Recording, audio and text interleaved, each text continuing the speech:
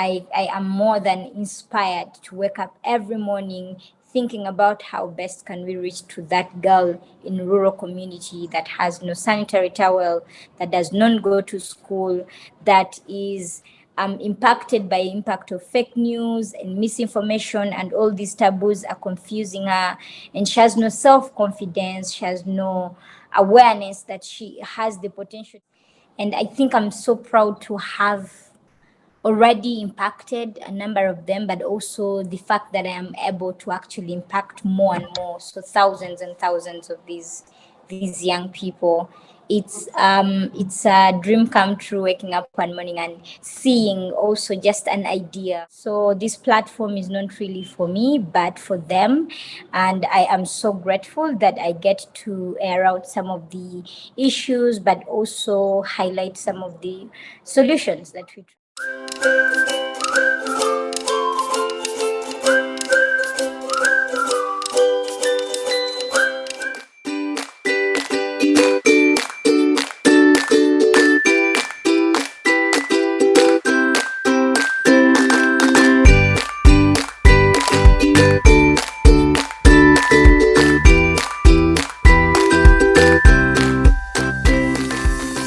We'll be talking about menstruation, World Menstruation Day, of course. So today being the World Menstruation Health Day, we want to raise awareness about menstruation among girls and women, of course. And also when girls are going through these 5 days, 3 to 5 days, and some even more, they experience some hurdles. And because you're dealing with, girls and menstruation, and you will tell us more about that. But first, tell us, who is Marion Apio? Where did this motivation come from to start Girls Alive Uganda, and where you are at this moment? Thank you very much, Molly. This is really an opportunity for me and for the many girls that I work with, I interact with, I engage with, but mostly that we desire to impact. So this platform is not really for me, but for them. And I am so grateful that I get to air out some of the issues, but also highlight some of the solutions that we're trying to, bring in place. My name is Marion Apio. I am 25 years old. I am the co-founder of Girls Alive Uganda. This is now registered non-profit organization in Uganda that works to bridge the menstrual health challenge that affects almost everyone in our country, but we target the rural girls who are in and out of schools, especially in rural communities. We co-founded Girls Alive Uganda in 2018, but officially registered thereafter, and have been working from the eastern region in Tororo, and are, because of COVID-19 and the fact that the issue is not only in the eastern region, we came together, collaborated as MasterCard Foundation Scholar while at university. As MasterCard Foundation scholars while at university. And for us, all we wanted to do was to really, impact any other girl having experienced some of these challenges at a very early age like ourselves. So one of our co-founders, Susan Hilda, comes from Karamoja.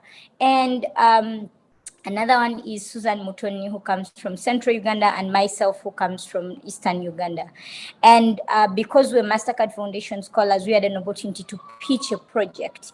Where does the motivation come from? You want to impact someone's life if you've been impacted. You want to do good because you know what it means to have someone, be kind to you or help you out. And so that was the motivation, ability to share our experiences that we had encountered. I studied in a school in Tororo where actually the project had been piloted. This is Kisoko High. And at the time, my colleagues would sell either their books or pens or soap to be able to get sanitary towels. it wasn't so okay. In my mind, I'm like, but why do we have to do that? And however much I struggled, I think I get to learn that vulnerability varies across different locations, different individuals. And for me, that was, I need to do something about this. I need to really help someone. I need to talk about these issues. I graduated in journalism and communications last year from Akeri University, meaning I have had the skills, the opportunity, and the platform to speak up. I know how to use the media. I am inspired to tell stories. I love telling stories. And so Girls Alive Uganda comes in place to really, one, help that we give back to vulnerable communities, but also that I use the available platforms to tell the stories. Where we at? Currently, we are working with over 50 volunteers from different universities in Kampala or in Uganda. We mobilize these young people to also appreciate the concept of volunteering. So we work with a team of these university students who get to do community outreaches, school outreaches, skilling of the girls and the communities in making reusable sanitary towels. We've impacted over 200 girls in different schools and communities. We can do so much more. We are willing to work, and these are young people who are saying, during my free time, I'm gonna join Girls Alive Uganda and we go for an outreach in Iganga or in a certain community in Western Uganda. So I don't know if I've been able to answer, but that's it. You have, and it's a beautiful story. I mean, starting from high school, going to the university, collaborating with MasterCard and other university students. It's such a beautiful story how your journey started into starting Girls Alive Uganda. And being a woman yourself, I mean, it's very important, and you know how it feels to menstruate, and you have seen people lacking the products that is needed to take care of them. Other than, of course, product is one of those things that is keeping some girls in Africa away from school. And some of these girls have had, like you say, they have had to sell, small things that they own. But some other girls have had to do much worse than that, selling even their bodies to get sanitary towels. But how does this poor hygiene affect education in Uganda, for example? I mean, whatever happens in Uganda is probably what is happening in Kenya, where I come from. But what is your experience? How do girls, what is the challenge they have when it comes to lacking the hygiene that is needed to take care of themselves during those days? Great. So menstrual hygiene management is a very complex issue, and it is only possible to be able to do it when there are certain systems and structures in place, be it at home, in school, or in organizations, that facilitate this whole management process. I joined the Ministry of Foreign Affairs last week when they were doing International Women's Day celebration / girl child empowerment outreach. And we're in Iganga Secondary School. If you're familiar with the Ugandan school system, when they talk about a school like, let's say, Iganga Secondary School, you know that it's a very big school and it has a population of only girls and a few disability impaired young boys. But in this school, they were still mentioning challenges like lack of water. Okay, but this is a girls' school. They were still mentioning challenges like the places of convenience are very few. It's not that they are not there, but they are few. Now, I want us to move away from such a privileged school where children or girls are even able to afford school fees. They're able to attend classes. They speak English, and take you down there in Uganda where the girls cannot even speak English. Have never even been able to go to school for so long, or do not understand what it means to spend. And this is a girl who's coming from a family that needs to decide between buying a sanitary towel and buying food, which one should they take? And obviously, any parent will definitely buy food. And so menstruation has a ripple effect that I don't have a sanitary towel, but it is happening and I need to do something about it. Am I getting support from a parent? Now, if we in rural communities where there is no money, definitely there is no support of a parent. So Yeah. what do I do next? I'm either going to reach out to a friend if there is any, or I'm going to reach out to a relative. But most of the girls have been forced to depend on culprits, or I want to call them hookworms for lack of a better word. These are people who take advantage of the girls. So they are probably border riders, or their relatives who are rich and don't have the respect and humility to be kind Right. enough.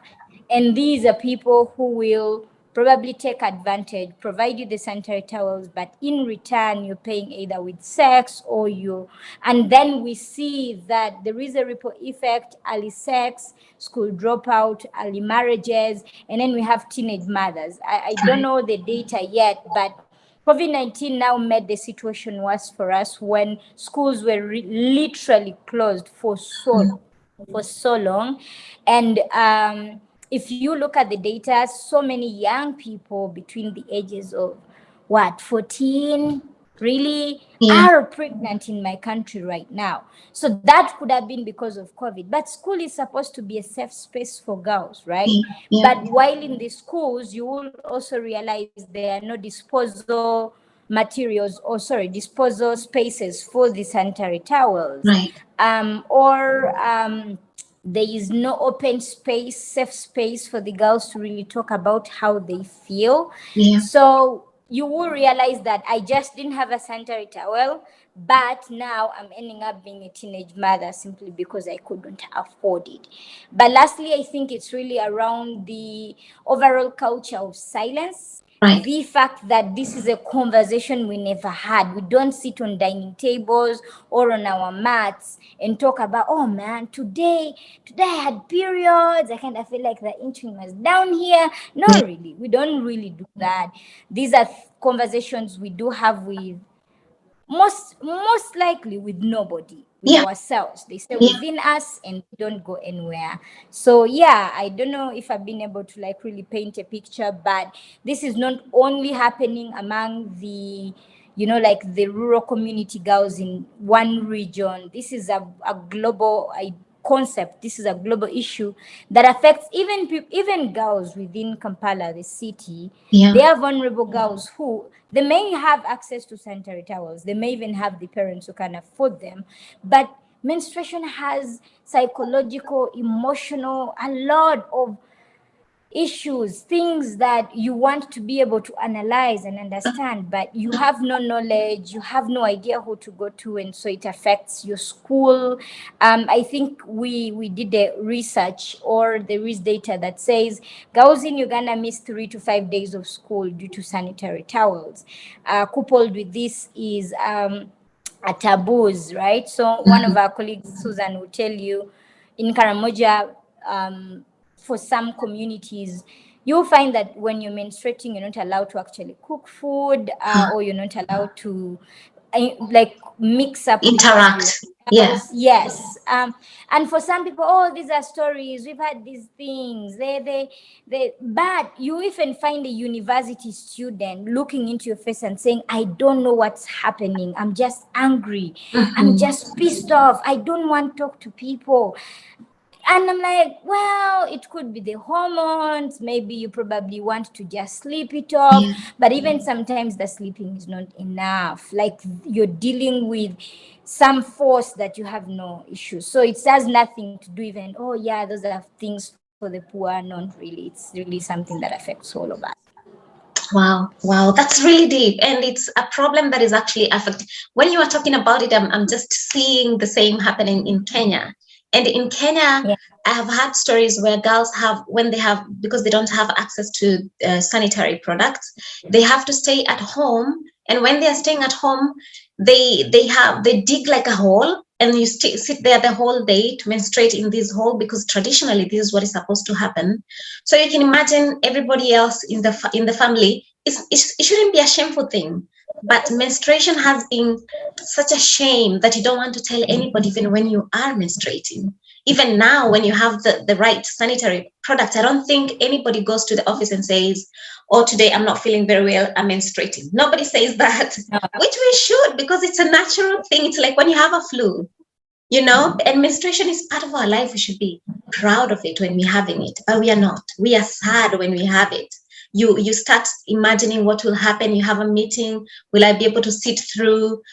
Should I excuse myself to go and change? We don't have this conversation. So I'm hoping in future, and as you continue to do this in Uganda, really people will be able to open up, talk about it, even in the family gathering. It should be embraced, but we don't talk about it, and especially not even with our fathers or our brothers. We should never ever bring such topics. So with all these challenges that are happening in Uganda and across Africa, what is your company doing to, of course you told us at the beginning, but in detail, what is your company doing to help these girls access the sanitary pads and of course get information? Thank you very much. Truth be told, we are going at a very slow pace or pace. It is not a full-time job that all the volunteers are available and they are dedicating a lot of their time to be there. The fact that we work with a team of volunteers, these are also young people who have their dreams, they have their aspirations, they have their goals. So what Girls Alive Uganda does though is that we empower the girls through school outreaches and community outreaches. And these are like our biggest events. We identify communities that are in need of the skill. For example, I think last month we were invited by an organization in Central Uganda, that's Boise. So Boise is a slum kind of place in Uganda. The hygiene, the sanitation, everything is really not so Kampala. So when you go to Kampala, you think I'm in the city, but even within the city, there are those communities that need us. So we're invited to teach the women and girls how to make reusable sanitary towels. Right. So we had a talk, they bought a few materials, but the idea was really for them to know that even when they don't have the money, they are able and are willing to sit down, get a needle, get a thread, and make. So, like that's what Girls Alive Uganda does. We identify schools that are across the country, and we train the girls to make the sanitary towels. We focus more on sexual and reproductive health education because the idea of making a sanitary of making sanitary towels is very great, but the cost of making a pad, the materials, and everything else involved requires a lot of resources, which we don't have as a non-profit. But what we do though is we do mentorship. So when we go to schools, we establish clubs, and then the university students are able to mentor these high school girls or primary school children, inspire them, talk to them, create a safe space for them to really work. We do some donations oftentimes when we are really, like during COVID-19, I think we were able to donate boxes of reusable sanitary towels, which are, by the way, very expensive. Very expensive. And so you realize that the more focus would be on knowledge awareness. We also were launching a talk show, a radio talk show that is called Girl Talk, which is supposed to be a safe space really for women and girls to talk about menstruation, talk about health, talk about their issues. We've been able to do some social media campaigns. So during International Women's Day or Menstrual Health Day or any day really that deem fit, we're able to come together with our volunteers and anyone else in the country to say, let's talk about menstruation, let's do it. So yeah, we also, I'm a journalist, so I know what fact checking is. So we debunk a few myths and misconceptions here and there about periods, but our key focus really is education, training, skilling, and mentorship. We go out there, meet the girls, talk to them, and inspire them to, feel free and safe. Yeah. So you mentioned that making a reusable sanitary towel is expensive, but is there an inexpensive way of making sanitary towels at home so that these girls are able to access them from where they are, or should they always have to buy products from you? Okay, so that's why we train the Right. girls, because it is cheaper for you to make the pad yourself than even buy the one that exists on the market. So because we know that we address vulnerable communities that cannot even afford to live above $1 shilling, what we do is that we give you the basic skills of making a sanitary towel using any locally available clean, hygienic material, cotton Right. material that you have at your disposal. Okay. So the most you will spend really is non-much. You will just buy needles and threads. Once you have the skills, you know the measurement, you know the cuttings, you're able Right. to really make something that can take you through the day. May not be a perfect product, may not be a high class, reusable sanitary towel, but it will help you. You'll make it using your own cloth. So yeah, in fact, when we're starting Girls Alive Uganda, we said we want to empower girls to make reusable sanitary towels using locally available materials so that they can go back to school, right? Yeah. So that's the whole idea. Oh, that's beautiful. That's beautiful. And at least everybody, if they have the right information, they're able to make their own sanitary towels. Of course, again, they Absolutely. have to. Do you also involve the boys and the male partners so that they Yes. also don't? When you see the sanitary towels probably hanging on the clothesline, you don't also now start laughing at the girls, or when the girls are in class and the menstruation starts or leaks, because these are some of the things that I experienced in primary school when we were young. And of course, these were mixed schools. When it starts, the boys laugh at you, even some other girls, they laugh at you and they're wondering what that is. And of course, that starts the journey of shame and embarrassment about, menstruation. So do you talk to Yeah. boys? So we identified and understood that most of the people that were addressing menstrual health issues, we're really focusing on girls, girls, Right. girls. And the conversation is lost between there. It felt like it's a war between one sex and the other.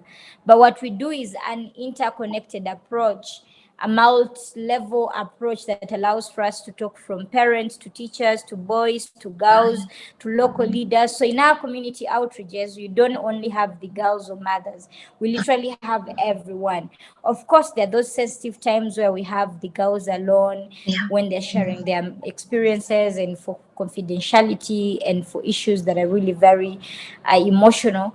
Yeah. But the idea for us is that the boys need to know how to even support. In fact, we have a teaser that we often start with asking, is menstruation also for boys? Do boys menstruate? And then they will laugh about it. But by the end of the day, they'll actually understand that if Marion is my girlfriend or Yeah. sister, and she is going through periods, or my mother, and she's having her periods, she's not going to be working at the same rate as she was working, meaning in Yeah. one way or the other, I'm affected. If she's my sibling and she needs sanitary towels, there's a possibility that some money you're supposed to use is going to go to that. So you're Right. also menstruating financially. You're Right. not biologically menstruating, but you are actually going through these whole things. I think the other one that we're giving was when you learn how to support the girls, how to be there for them. When I think they used to gift boys in our school Mhm. who, if they saw a girl menstruate, they got their sweaters and wrapped them around her. Those Mhm. were our heroes, yes, when we were Right. in school. Like, Yeah. wow, oh my God, he understands, he's not ashamed. And that's also the concept that we're carrying on. The boys need to be involved, the men need to know their role, they need to support the girls, they need to support the mothers. This is not just a woman's issue, it's for I everyone. like that. I love that. I mean, even though they're not menstruating, what I got from that is that they're actually menstruating financially. So, or even emotionally, they have to be there for their girls, for their sisters, or for their mothers. That's so nice. You've spoken about collaborating with some organizations, but Yes. is the government also, in a way, stepping in, not necessarily to work with you, but is the government coming in to at least provide sanitary towels or information to universities, to high school or primary school in Uganda? Thank you very much. So, I am not a political person, so I don't really like to go political, but there have been efforts to be Right. sincere. Are they enough? No. Maybe that's a debate that everyone who's talking in my country will tell you. Yeah. But there have been also so many promises that have been made and have never been fulfilled. True. You wonder as a young person, when are we going to have a law that mandates that every girl child gets free access to sanitary towels? Yeah. But I think in my country, sanitary products are not taxed. Right. I need to confirm that. There have been efforts of individual local leaders that come and say, I will donate 100 pads for you guys. But these are disposable Yeah. materials that will Yeah. be used over and over, and then they will be done. There have been unfulfilled promises of saying every girl child would get free access to sanitary towels. And excuse me, these have been conversations that have been in the media, they're available, it's public information. The biggest question here is, when are we going to be in a spot where, I think there is a recent country again that really made menstrual health free. And I think women were also getting leave, like kind of leave Right. during their Yeah. periods. So we don't have those luxuries here. There's certain other, I think menstruation is not prioritized, however much it should be, because it's a consistent thing, it's an Yeah. ongoing thing. Also, many organizations have sprung up in this country to support girls. Some of them are getting donations from the government, others are partnering with government, others are just getting donors, which donors are able to be in our country because the government has facilitated that. If the government would not allow for international donors to come in and bring in money, for instance, we received our funding from the Resolution Project, which is a United States, non-profit organization that supports young entrepreneurs to Right. solve challenges in their communities. So we were for you to partner with the government, you have to be a registered non-profit, non-government organization. But Girls Alive Uganda is not a non-profit organization. Sorry, is not a non-government Government. organization. We are a non-profit organization, but that doesn't mean that we don't work with the Ministry of Education or Ministry of Health. We don't directly get any funding. We don't directly get any Financial support. support. Yeah. But we appreciate the campaigns that have been put out there. We amplify them on social media by retweeting, resharing, and passing on the message. I was just, like I said, at the Ministry of Foreign Affairs Girl Empowerment Outreach, which Right. was last week. So again, it's not really a direct of, oh my God, we're on the shoulders of the government, because you also want to be able to critically come out and say you're not doing enough. Yeah. Okay, the girls need safe spaces, the girls need safe periods, the girls need. So we are not yet like directly working with them, but they are. However, there are other non-profits that we've collaborated with, that we work with, which are so many. In fact, that pushed us to come up with an idea of the Girl Child Coalition, which is supposed to be an umbrella for all women's led organizations that are addressing menstrual health issues. So Right. in this coalition, we had at least Pass the Pad, which is in Karamoja. We had Femtalk, we had Women's Village, Girls Alive Uganda, and many others. So the Girl Child Coalition is still a baby. We're funding together. Can we do proposals together? Can we do campaigns together? And these are possibilities. These are things that will take time, but we believe in the future that's going to happen. Yeah, that looks really good. The future about solving the girls' problems, especially on regards to hygiene and menstruation, it looks very good in Uganda, especially now that you have this coalition, and I hope it works for all the girls and women in Uganda. Today being Menstruation Hygiene Day, what does it mean to you? Also, are there activities that Girls Uganda has planned to do? And what other activities would you encourage other people to do on this day? This day means the most to me. I think you wake up one morning and think, I'm the only one who's doing this. But no, like celebrating the World Menstrual Health Day or Menstrual Hygiene Day is like, wow, we are not in this alone. Like there's thousands of global organizations that are joining in. In fact, I was just checking out the website and the platform where all this whole thing is really being celebrated. It means we are being celebrated as women. It means we are being celebrated as girls. It means Girls Alive Uganda is being celebrated. And what more than a celebration and recognition of the fact that wherever we are doing is definitely impactful and supporting the future generation of young leaders. So for me, as just a woman, as Marion Apio, I find it so inspiring enough, right? But such days remind you that the little effort of waking up and just telling a volunteer, could you put this up on social media?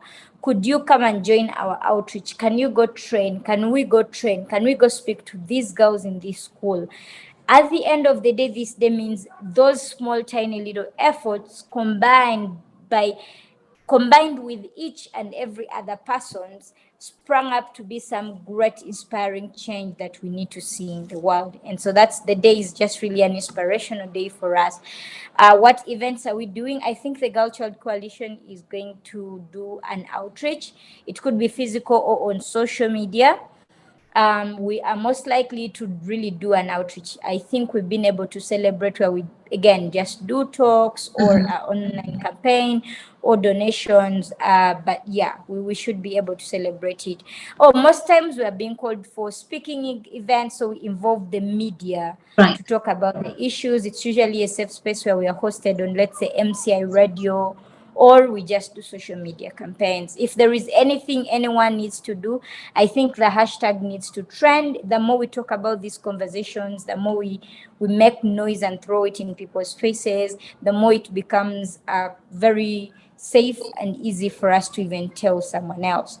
I Right. think beyond just being on social media, we need to practice some of the messages that we tell people to do.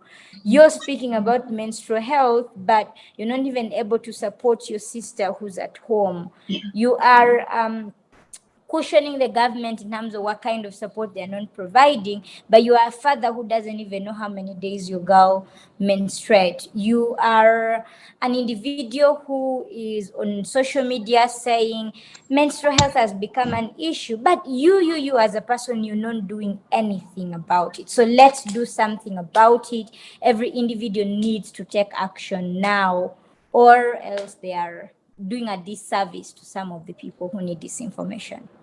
Great, great. What would you say is the biggest challenge your organization faces today? To be honest, I am young. Right. So, and like all entrepreneurs who are ambitious but young, we face a number of challenges like structuring of your organization, establishment of your organization, reporting mechanisms. These are internal things that you navigate as you're growing up because you don't have 10 years of experience to do it, right? But I think the biggest challenge for us has been um, building structures that allow for us to smoothly create the change we need. A scenario where you have a young leader like myself who has the ability to actually lead the change or lead us to the change that they need. You have 50 volunteers that are available, and by a click of a button, they are willing to come and join you and grant support. But because you don't have structures that allow for your work to seamlessly flow from who has the money, who has the information, what media should I use, who does this intend to impact, where does this lead us, how do I assess impact, sustainability, fundraising. So having those structures in place and establishing them and saying, oh, we have them, takes time. And for us as Girls Alive Uganda, we are willing to run the project, be it on a laptop or a phone or in our head, without a physical office. We worked on a website. These are baby steps we are taking. But I think if we had these structures in place, which require a team, which require financial support, Yeah. you are able and willing to say, oh yeah, every 28th of this month, we're going here. But that's not it, right? You need Yeah. skills. So for instance, we need to conduct a training of trainers so that the girls are not just volunteers to train the girls, but they're actually real qualified trainers. So that brings a challenge of skills. But if you had structures that speak to all these things that you want to do in all aspects, be it communication, management, financial, business-wise, sustainability, and so forth, it would be so easy for it to flow.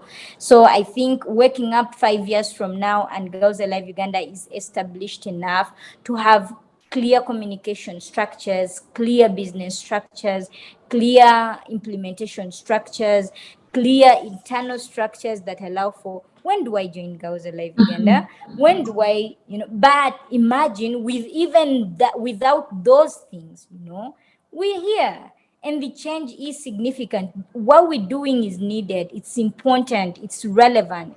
And that's for me the inspiring bit of it, that you don't have to have it all to Yeah. do something about it. So yeah, I would say that. Wow, that's really well. I appreciate that you know the challenges that you're going through, and the fact that for you don't go straight to the financial need, which is actually what many entrepreneurs will say. But for you, you know exactly where, if you got these finances, where you would invest it. You are talking about the challenges that you have in your company, but what are you most proud of as Marion, as the co-founder of Girls Alive Uganda?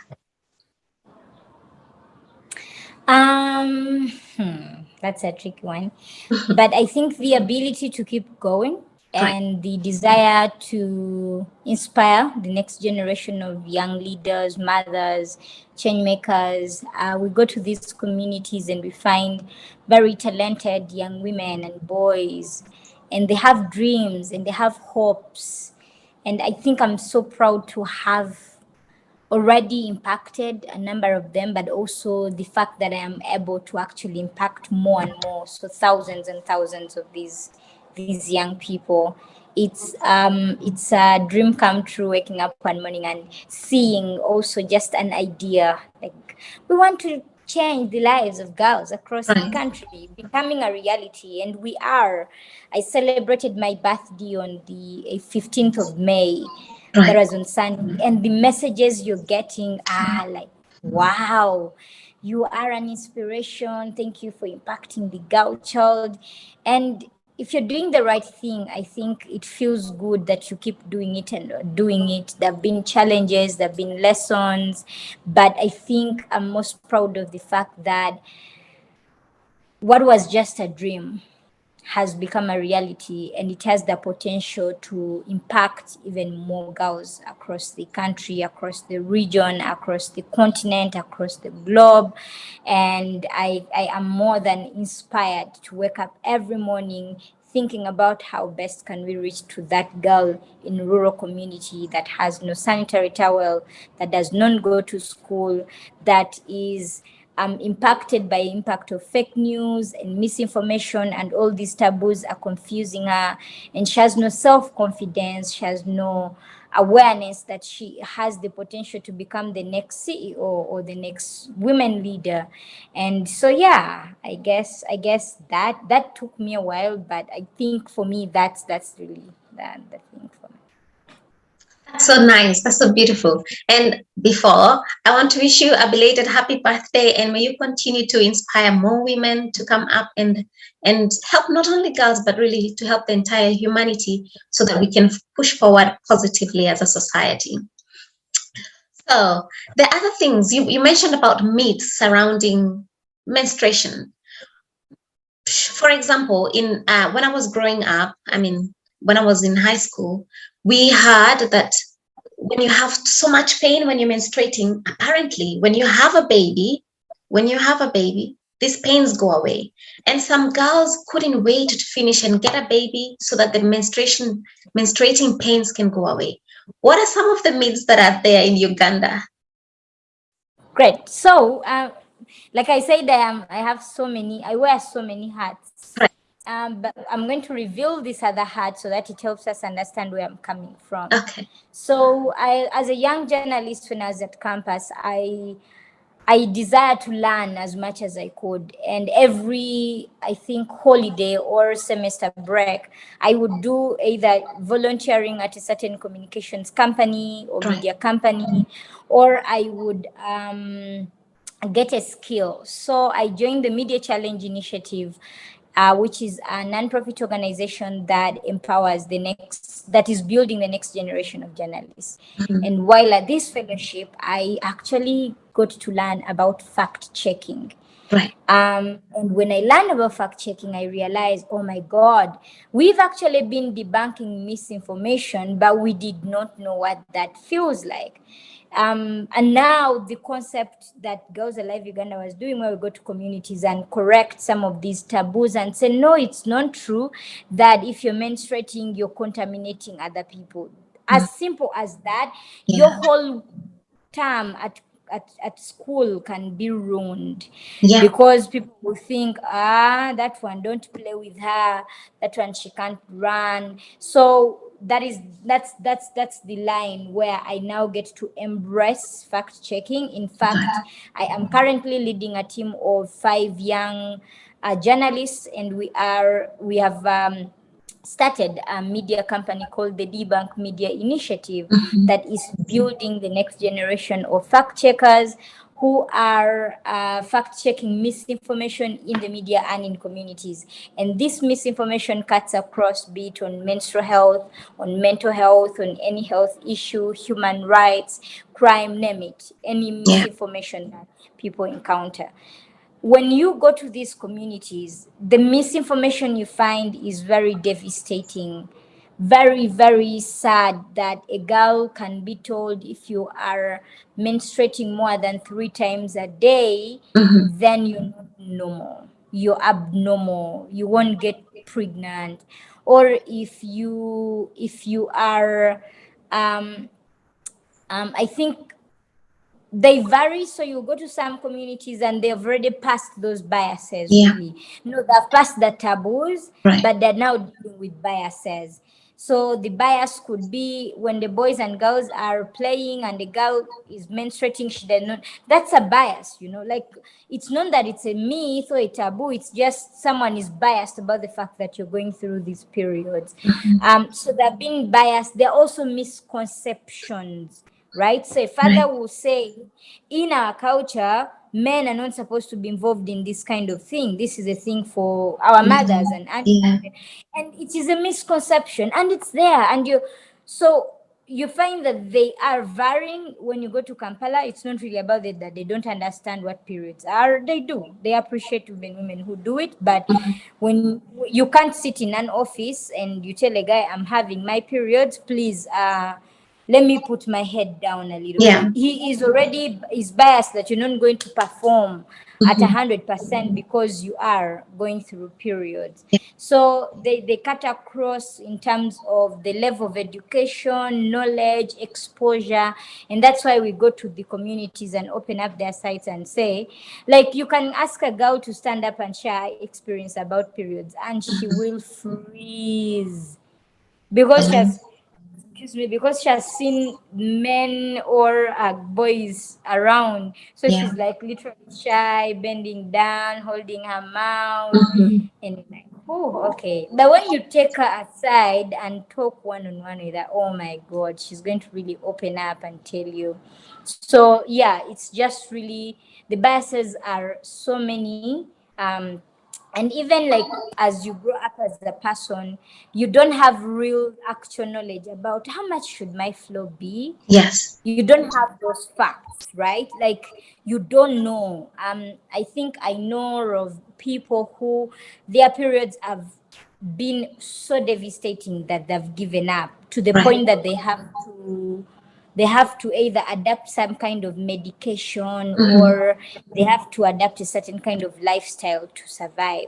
And it's now beyond periods, right? I Right. think I've also seen people who have had a number of sexual and reproductive health issues Yeah. that have also been inflicted upon by periods. When are periods dirty? When are they clean? Yeah. The other bias is if you have period pain and you can have sex, the pain goes away. Yeah. So, but then some will tell you can't have sex during periods because it is disgusting. Yeah. It's a lot of misconceptions. What we do is we do our research. We talk to experts. Sometimes we go with medical health experts to really clarify. And also the misconceptions can be sometimes around the materials they are using. Mm-hmm. So some people use toilet paper, for example, but tissue dissolves, right? Tissue Right. does not absorb, Absorb, it yeah. dissolves. So why are you using it? It's because I don't know. I wasn't told that Yeah. if I used it, it was going to dissolve, right? So the misconceptions are many. Some will tell you. So people just need facts. And we try as much as possible to demystify this misinformation. We tell them the facts and make sure they get access to them as early as possible. Wow, wow. You've mentioned so many things. And one thing that I've had is the fact that you are, because I wanted to ask you this before, are you totally involved in Girls Alive Uganda, but then you have brought in something else that you also wear other hats, which is you're empowering other girls and, well, other journalists to be able to debunk the myths, the biases, the misconceptions in the society. And you have used these other talents that you have, other skill that you have to also grow and develop Girls Alive Uganda. And that is so nice. You also mentioned the fact that menstruation is not just about the period or the blood, but we need to know also go deeper than that, how many days should I be menstruating? And if it's more than those days, should I be worried? Should I consult a doctor? If it comes in a different color or smells differently, should I be concerned? And this is the next question that we have.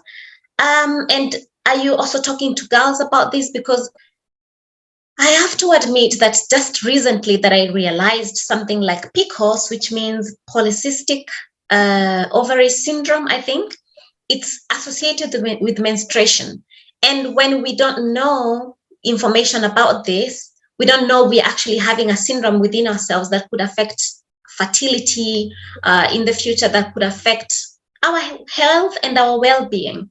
So are you also going into this? And is it something, if you're not doing it, if you're doing it, very good. If you're not doing it, it's something that you would want to do, because there's so much to learn other than just menstruating. There's so much to learn and women need to know about this.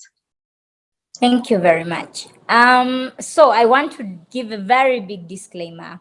Right. I am not an expert Of course. in, let's say, medicine, in, let's say, management, in business. I am not. I'm just one young person who's very ambitious, very passionate, and I acknowledge and realize that I have an opportunity to use the media skills I have and the platforms I have to air issues that are concerning people. With that said, that's why we founded Debunk Media Initiative. Right. It is a platform where we don't really be the ones to give you the facts, but we get experts on these issues. Like Right. we'll talk to Reproductive Health Uganda or a medical expert at a certain hospital in the country to dissect, to dig deep and explain what exactly is the issue. Have we been able to do that with a number of shows? Yes. So this is a show that we do and it's aired. But the girls in rural communities don't have access to the TV, so they won't Yes. see it. So like I said, we get a health expert from that community and go with them to those places, and the girls are able to ask as many questions as they can. Right. Is it sufficient enough? It's not enough. People need to be reminded over and over. Today you're dealing with a generation that is very, curious. Yeah. They want to know. They have questions. They need those questions answered. But also, how often do we get the experts and take them to this community? It's a question of resources, a question of time, a question of availability. Again, back to the whole system of structures, right? Yeah. So we do try our level best to say, I don't have all the information you need, but I've had my fair share of experiences. And I come into the room with those experiences to say, I know someone who has gone through that. I know someone who has done that. I know someone who has overcome that. I am here, so let's say I'm a volunteer. The volunteer will say, oh, when I was at university, I actually had that, and this is what I did. And if that is not enough, we have a whole curriculum that has been adapted and it was used by WASH project to train girls in menstrual health management. So we try to also use that curriculum. It is very rich. It has each and every, at least not yet conceptualized in the Ugandan context because it was used or applied in India, but the relation is similar. Most of the examples, the context may be different, but almost everything is similar. And what we want to do is to use that curriculum, generate our own experiences, and then conceptualize it into the Ugandan-based curricula on menstrual health hygiene. Again, like I've said, we don't go, even if you ask me what I think the ovary syndrome is, I may not be very in depth, but if I went and talked to a girl who said, I have my periods, then I miss, then they come again, then I miss, then I'm like, oh, hold on a second. There is a reproductive health expert that our colleague Susan has been talking to. Please, let's see how this goes. And then that person is able to talk to you about it. So, yeah. Well, that's great that you're also bringing the experts to be able to solve all these problems, and it's really nice. So, how can schools and organizations support women to menstruate positively and without shame? Like I said, I like the fact that last week we were at Iganga Secondary and we were talking about girls. Okay, what are your needs? What do you need? What makes you uncomfortable? So the best way for us to actually make menstruation safe is by normalizing it. And we also need to engage each one of us. We need to look at it from a perspective of this is an issue that affects all of us. If I am the team leader for Girls Alive Uganda, and let's say Girls Alive Uganda does product development, not just empowerment of girls, and I'm not understanding the idea of periods, and I'm so moody, and I don't appreciate that. Okay, when I'm in my periods, I'm this, I'm so low on energy, and so I need some space. If in that moment everyone keeps coming and badging me with, oh my God, there is this, oh my God, there is this, I am most likely not to be the one, the good person, the efficient person. I'm most likely to make certain decisions off of emotions, which is again going to affect the company, then going to affect our relationships. So we need to appreciate menstruation and everything that comes with it. Okay, the emotional turmoil, the physical turmoil, but most importantly, the psychological turmoil. And we need to create safe spaces for people to. I'm here speaking to you about periods, but it's also rare for me to just take someone and tell them I'm in my period. However much I know that is important. Of course, me, I've been able to know there are people I will tell. So if you search cramps in my phone, you will find them there. But there are people who you will never. So you find safe spaces for you to be able to talk about it. But we also need to be realistic about putting in place structures that allow for us to support the girls. And these include conversations around girls, around periods. Can you do a talk show on periods in every school? Can the boys laugh but also remember they have a role to play to keep the girls safe? Can senior women teachers know the urgency of when I say I do not have a pad? I mean it, okay? It's not that I'm lying. I don't have it. So what are some of the do we have emergency sanitary towels at somewhere at the sick bay, that when everything fails, fathers, are we able to ask, oh, by the way, I know every month you go through periods, but how are you? Friends, let's be each other's keeper. Let's make this conversation normal. But most importantly, we all have a role to play. So before we criticize other people, even you yourself who is menstruating, okay? Are you trying to initiate these conversations? Are you being honest about yourself and telling your mom, I don't think I am fine? Right. Today is my period. But because sometimes we are putting the role on other people and we're removing ourselves from the conversation. Everyone has a role to play, but I think change starts with us. I think I've had safer periods. I know what to do to have safe periods and less painful periods. I also know what to do to actually have painful ones. High level of conscious. I know that if I work out, if I eat well, and if I shower regularly and often when I'm in my periods, you won't even know that I have periods. I know how to dispose of my pads that even if you're living with me, you may never ever find out unless I tell you about it. They are safe. Okay, I know what sanitary product to use when what. I know that if I'm going to wear my sanitary towel for longer hours, I would prefer to wear a reusable that is cotton than a disposable which I need to throw away between 4 to 6 hours before it's really full. So that is knowledge that you may only be able to get when you talk about it. I think there's also a friend of mine who has normalized putting memes about periods. And so what we do, we basically reshare those memes. They're a bit funny, but they kind of also try to show that this is something you can laugh about, but it's normal. And if you're doing a meme on politics, why can't it be about periods? So yeah. That's so beautiful. And when we were talking about this, it came to my mind that there's some products as a woman that I've used and they have hurt me more than helped me. And I think these are conversations that we maybe at a later time we should be able to discuss with you, and you can tell us, being the fact that you're producing the sanitary towels, what should we be using? So I'm looking forward to have that conversation, because I have used pads, unfortunately, and I ended up treating other things later on. So I'm looking forward to discussing this with you at a later time. So what keeps you going? What motivates you to keep going every day?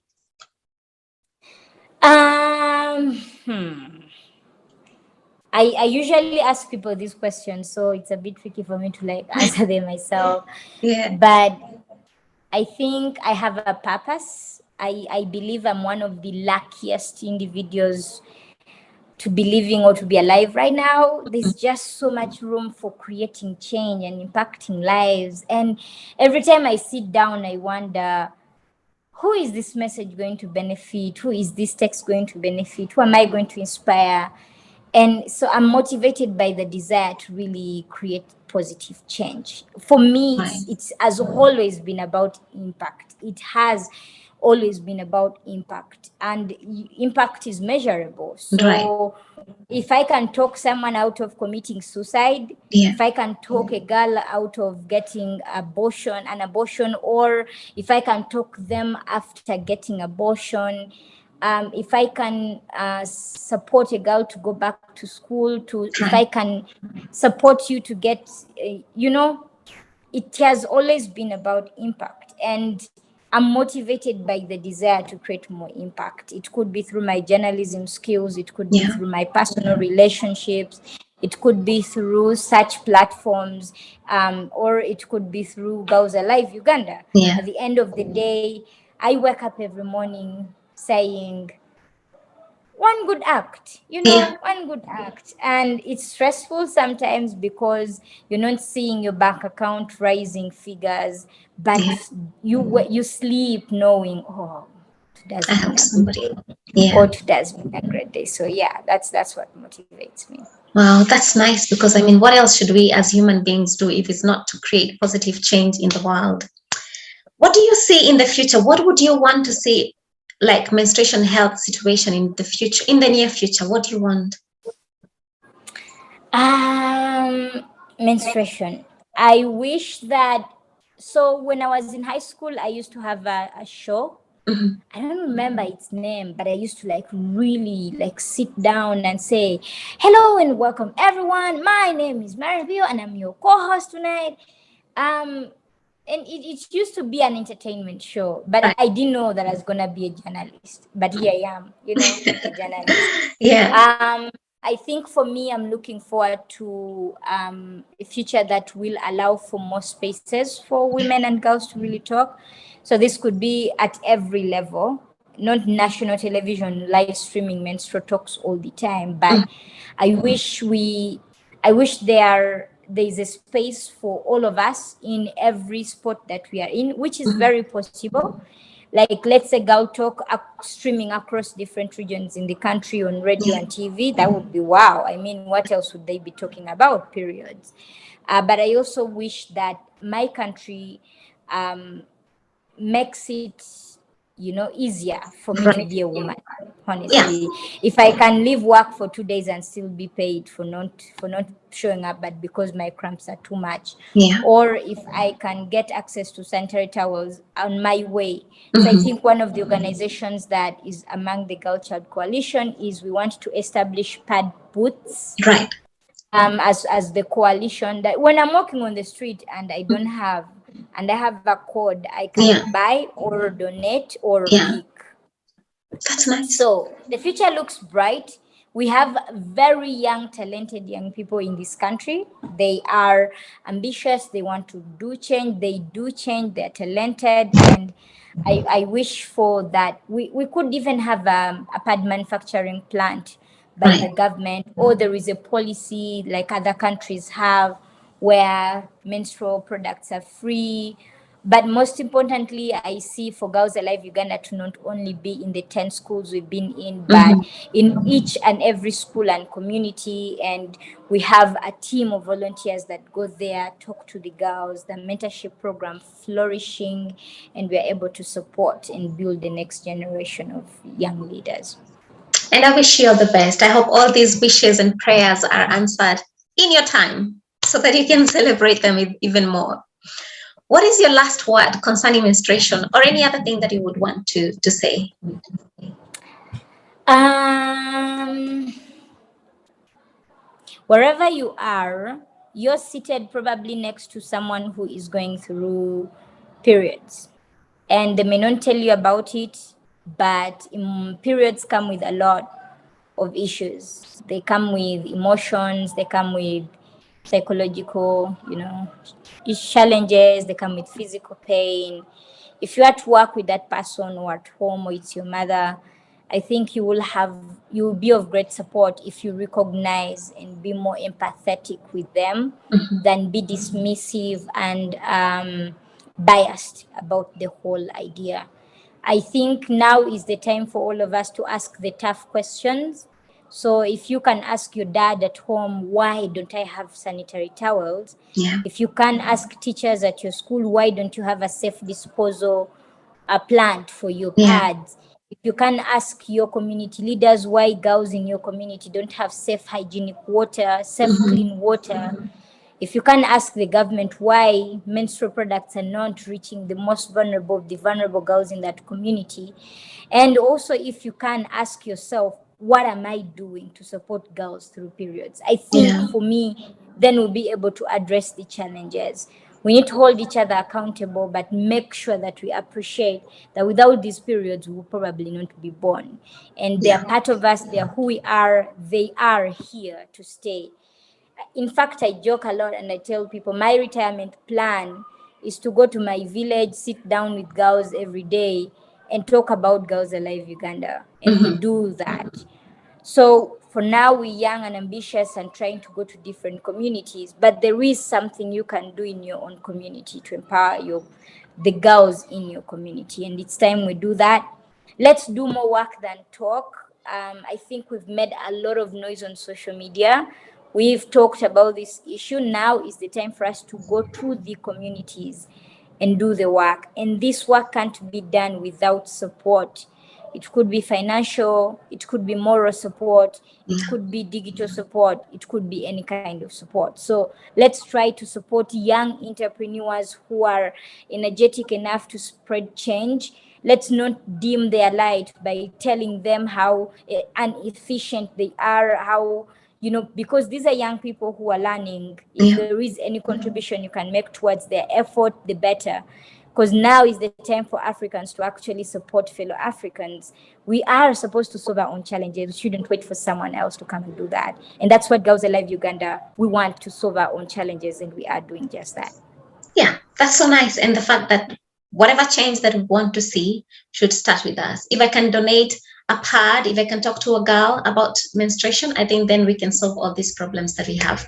Thank you so much, Marion Apio of Girls Uganda, coming to talk to us today about menstruation, sharing your experiences, what your company is doing in Uganda and with girls and women, and also telling us your future plans and your aspirations as a woman, of course, and as a CEO and as a journalist. So again, I want to also wish you a very, very beautiful birthday, even though it has passed. And being that you're 25, the future is so bright. And I mean, you're doing so much at 25. You started even way before 25, and you're still very enthusiastic and optimistic about the future. And I'm so glad to share this platform with you. Really, it's so beautiful. And may all your dreams come to pass. Thank you so much. Thank you so much, Maureen. It's really been Have a good great. one. Yes. Bye. Thank you. You're most welcome. Have a good one. Thank you so much. We'll plan again to see what we can do and to continue talking about menstruation, and especially the products that we have and how we can use them better. Absolutely. All right. Bye-bye. Bye.